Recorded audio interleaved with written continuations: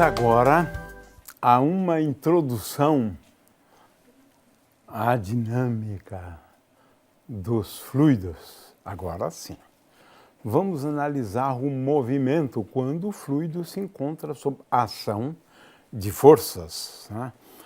Essa parte é a parte, claro, mais relevante, né, da mecânica dos fluidos, se bem que não tem nada de errado em estudar a hidrostática. No entanto, quero adiantar que essa parte é muito difícil mesmo. Então, a gente vai ter que escolher, né, alguns exercícios bem simples, porque resolver essas equações, né, equação de Euler, equação de Navier-Stokes, aliás, eu vou deduzir a equação de Euler, mas vou deixar de lado a dedução da equação de Navier-Stokes, né? O fato é que estamos aqui diante da dinâmica agora dos fluidos, que é uma parte importantíssima e dificílima, né? Muito bem. A solução, a dedução da equação de Euler é simples, né? A gente vai ver aqui, mas são equações muito complicadas, né? Porque são equações não lineares.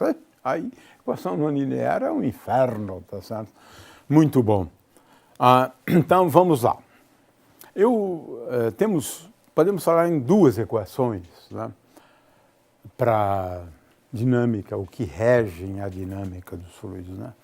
A primeira equação é para fluidos ideais, né?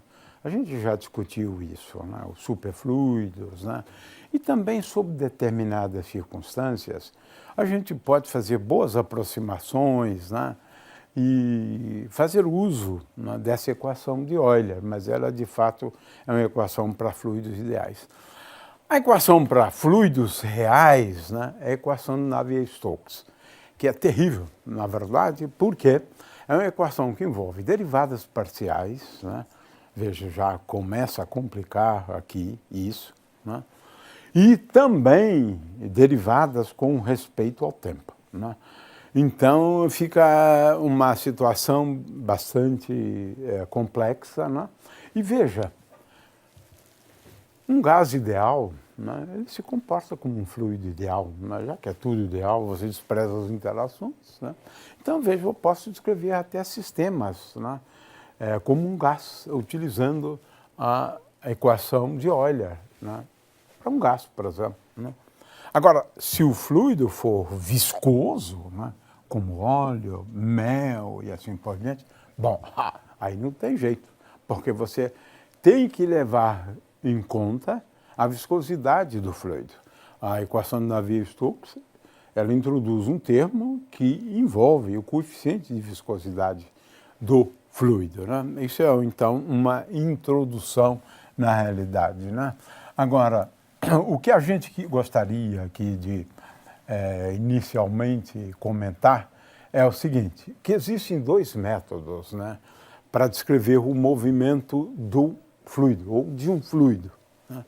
O primeiro método, né, é aquele devido a Lagrange, Joseph Lagrange, né, Louis Joseph Lagrange. O outro método é o método de Euler, alguns dizem euleriano, né?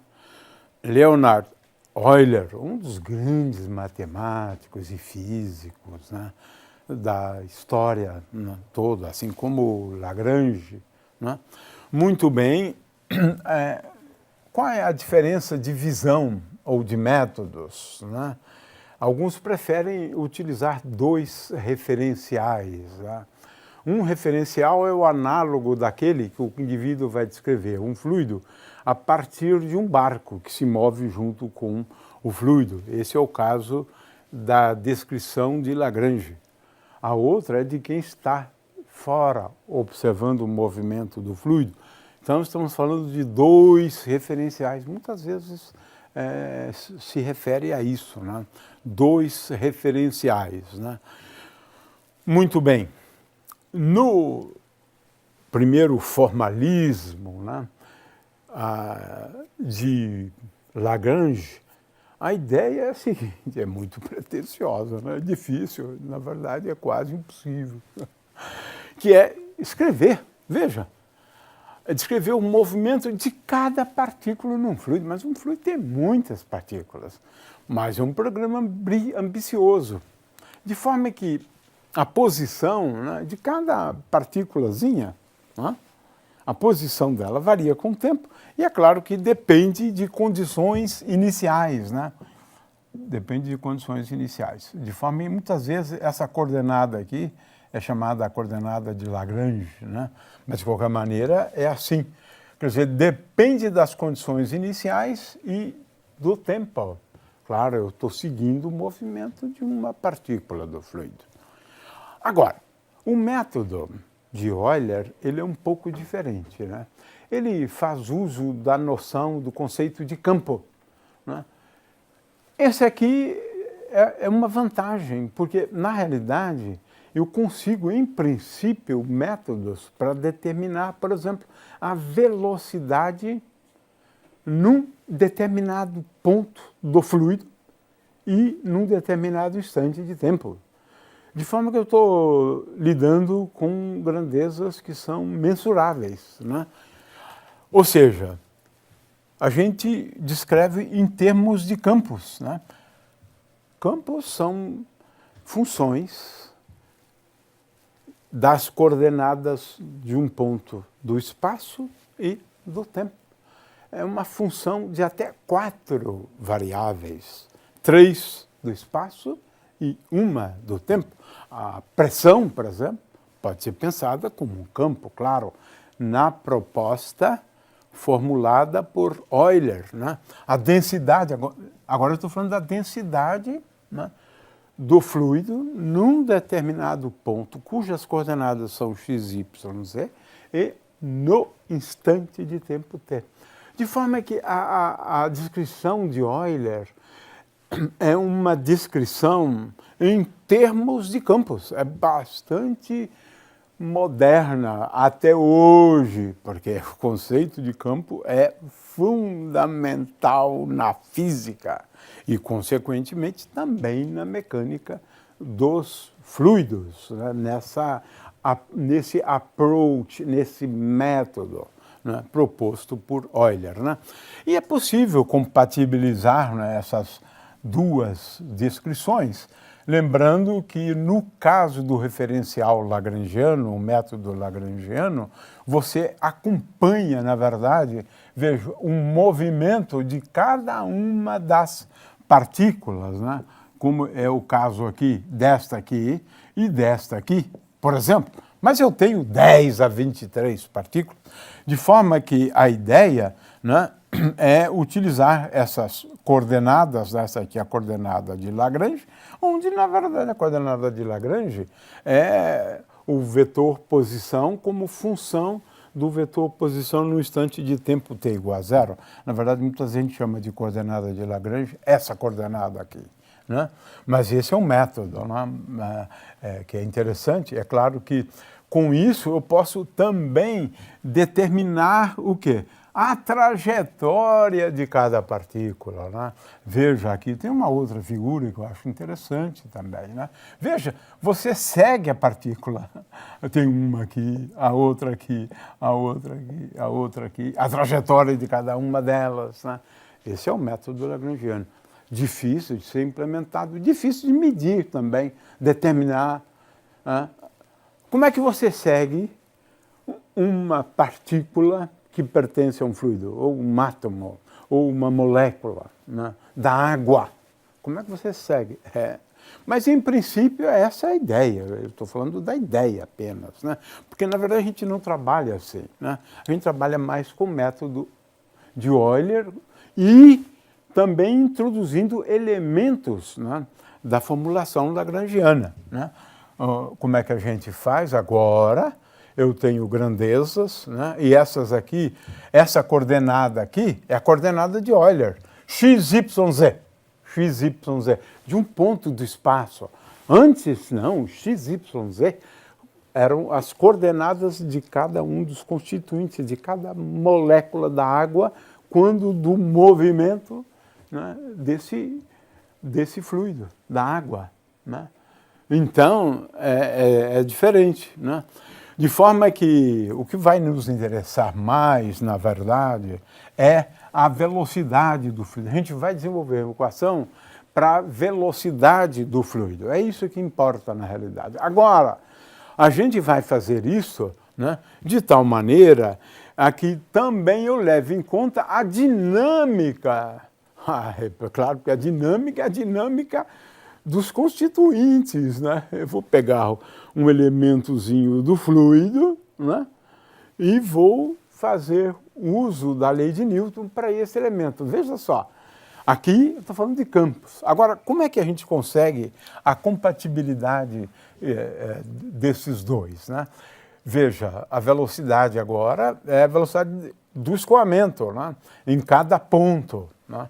E ela pode ser diferente em função do tempo, né? Ele começa de um jeito e termina de outro jeito, né?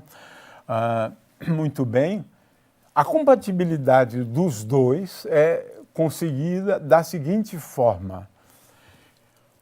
Eu considero a velocidade no contexto do formalismo de Euler, mas calculada para um ponto que agora depende do tempo. Depende do tempo, né? São coordenadas que dependem do tempo. A gente vai ver isso agora. Agora, a compatibilidade vem de associar essa velocidade que eu vou calcular agora como sendo a velocidade definida a partir do vetor posição de um dos constituintes do fluido, dr dt. É isso. Essa velocidade é igual a essa velocidade. Eu considero uma pequena porção agora. Eu não estou olhando para um átomo, eu estou olhando para um elemento infinitesimal do fluido e analisando o movimento dele. E a velocidade, quando eu substituir aqui o vetor posição como função do tempo dessa parcelazinha do fluido, ela é igual a dr, onde r é a posição dessa porçãozinha do fluido como função do tempo. É isto, né? Muito bem, agora entendemos a compatibilidade, então vamos em frente agora. Eu quero primeiro definir, né, o que é derivada total de uma grandeza física qualquer, né? Porque isso vai ser relevante em seguida no caso da velocidade, né? Se eu tenho uma grandeza física f que depende de x de t, de y de t e de z de t, agora x de t, y de t e z de t são umas coordenadas, né, de uma, por exemplo, de uma porção do fluido como função do tempo. É claro que essa grandeza física depende também explicitamente do tempo. Ela depende implicitamente do tempo por meio dessa dependência aqui, né? E explicitamente em função do tempo. Agora a gente vai mostrar daqui a pouco, não vou fazer isso agora, porque vou fazer depois, que qualquer que seja a grandeza física, a derivada total da grandeza física, df dt, é igual a v escalar gradiente aplicado a f mais df dt. Por exemplo, a pressão dp dt é igual a v escalar gradiente, né? Veja, é importante colocar isso aqui, olha. Estou chamando atenção para isso aqui. Veja.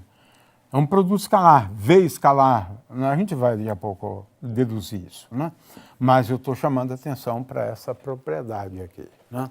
Muito bem, que a gente vai usar depois, né? Agora, como é que a gente escreve a equação de Euler para o movimento de um fluido? Aqui, a ideia é relativamente simples. Eu considero um determinado elemento infinitesimal, agora eu estou falando de uma parcelinha bem pequena do fluido, de elemento infinitesimal de massa dm. dm é igual a ρ vezes dv. dv em coordenadas cartesianas é dx, dy, dz. Então a gente pode pensar nesse cubinho aqui, olha, cubinho de lados dx, né, dy e dz, né, infinitesimal, sempre infinitesimal. Agora, é simples, eu escrevo a equação, a lei de Newton, dm vezes a, não disse ainda quem é a aceleração desse elemento de fluido, né, que é igual a ρ vezes dv vezes a, e agora aqui eu tenho forças, né?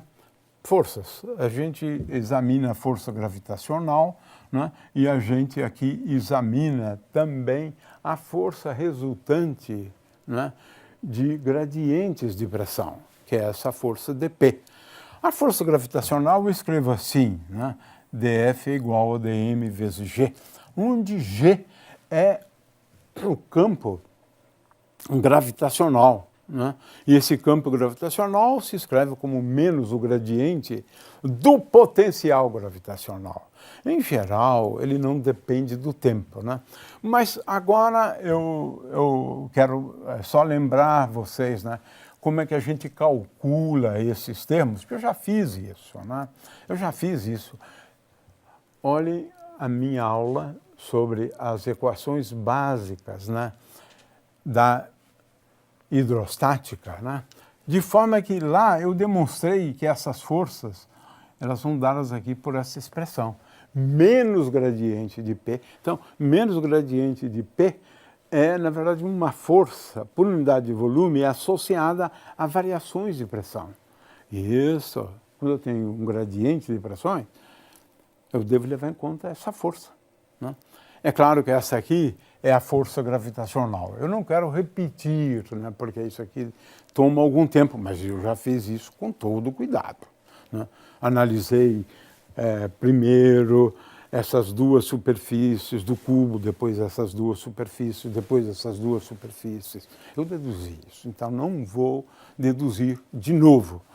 Consequentemente, a equação de Euler era assim, é isso. Ρ vezes dp dt é igual a menos gradiente de P. Menos gradiente de P é uma força resultante da diferença ou da existência de diferenças de pressão, né? Menos ρ gradiente de φ, onde φ é agora o potencial gravitacional. Se eu tiver outras forças, eu tenho que adicionar lá. Mas, em geral, são essas duas, né, que a gente leva em conta. De forma que o que a gente vai fazer agora é, na realidade, né,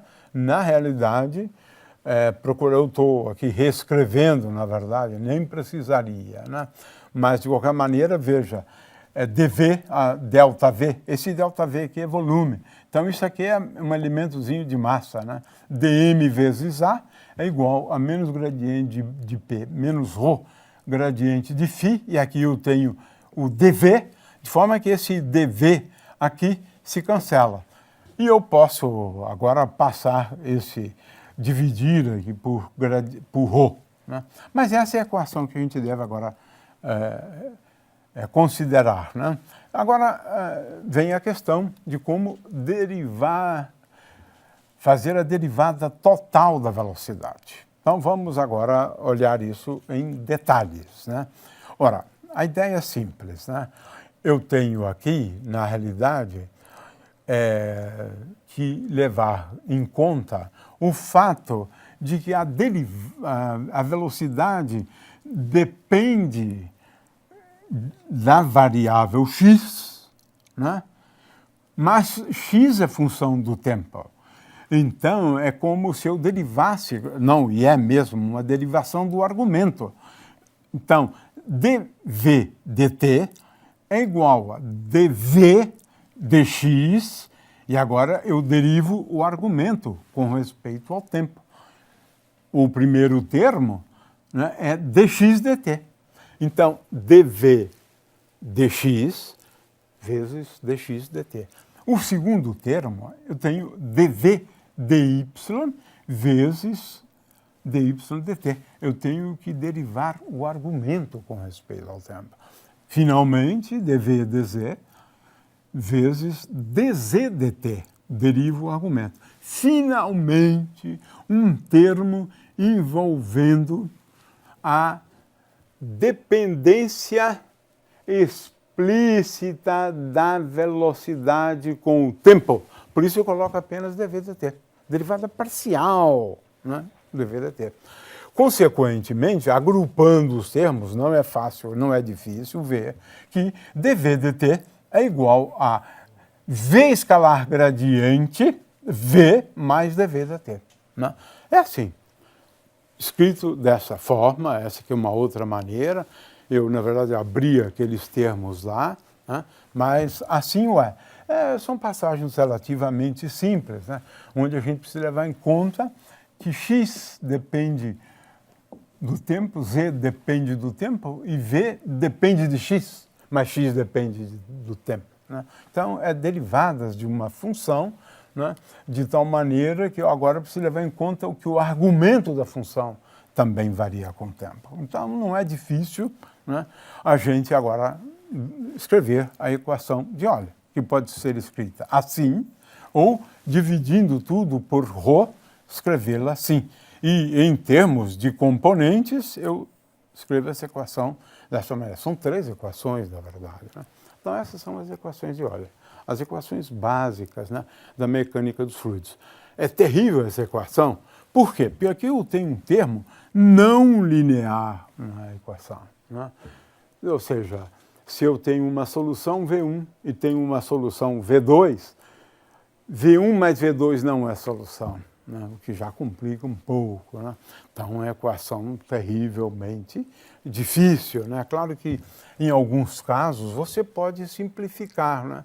Por exemplo, se a velocidade for muito pequena, né, v ao quadrado eu desprezo. A equação assume essa forma aqui. Né? Se, por outro lado, eu estiver falando da hidrostática, né, que descreve situações muito interessantes, muito bonitas, né?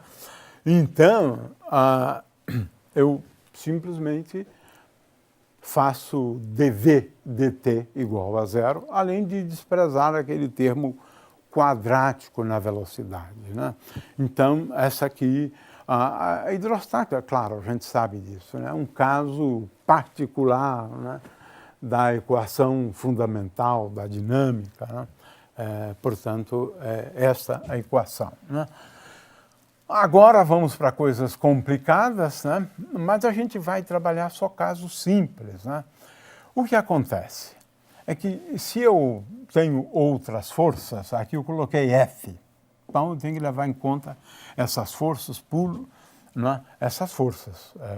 Isso é fundamental. Né? Força por unidade de volume, na verdade. Né?